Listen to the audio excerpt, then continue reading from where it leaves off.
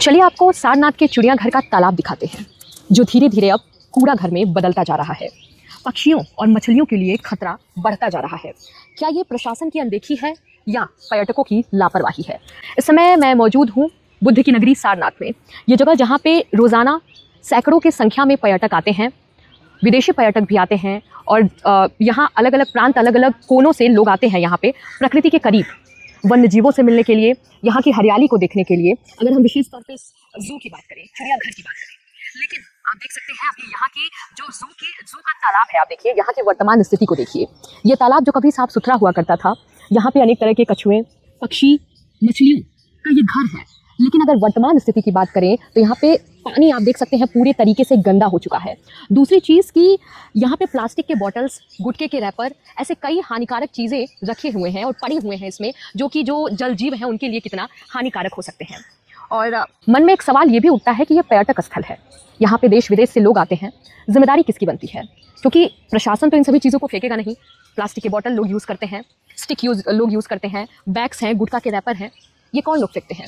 जो लोग यहाँ आते हैं पर्यटक बनके, जो लोग यहाँ की खूबसूरती को जांचने आते हैं, प्रकृति के करीब आते हैं, जो लोग यहाँ पे आते हैं वन्य जीवों को देखने के लिए, जिम्मेदारी तो उनकी भी बनती है ना कि आप किसी के घर जाएं, विजिट करें और इस तरीके से तहस नहस करके आप चले रहेंगे। तो ये लापरवाही किसकी है?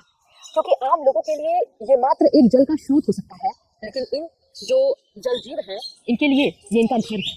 यहाँ पे कितनी मछलियाँ हैं, आप सोचिए कि यही प्लास्टिक जब ये कंज्यूम करती हैं कितना हानिकारक इनके लिए होता है।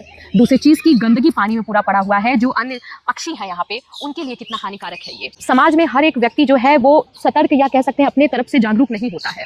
कहीं ना कहीं प्रशासन को यहाँ ये सख्त नियम बनाने चाहिए कि अगर कोई व्यक्ति कुछ भी इसमें फेंकते हुए पकड़ा गया, क्योंकि अनेक जगहों पर यहाँ पे CCTV कैमरे लगे हुए हैं, तो उनके खिलाफ सख्त कार्रवाई होनी चाहिए, उन पे फाइन लगना चाहिए। क्योंकि कहीं ना कहीं डर के रूप में ही लोगों में जागरूकता आएगी, लोग हिचकेंगे ये सब चीज़ करने से पहले।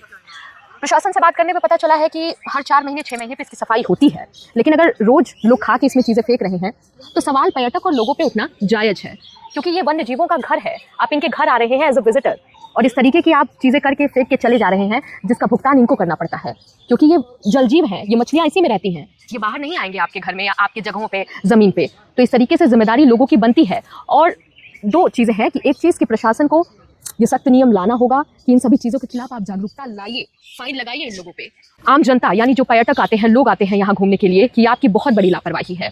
आप इस चीज़ में सुधार करिए, अपने में ये जिम्मेदारी लाइए कि ये मात्र जो है जल का स्रोत नहीं है। एक तो ये ऐतिहासिक स्थल है, देश विदेश से लोग आते हैं इसको देखने के लिए। दूसरी चीज़ कि ये जो जल जीव हैं इनका घर है। और भी खबरों के लिए आप जुड़े रहिए और देखते रहिए डालम्स न्यूज़।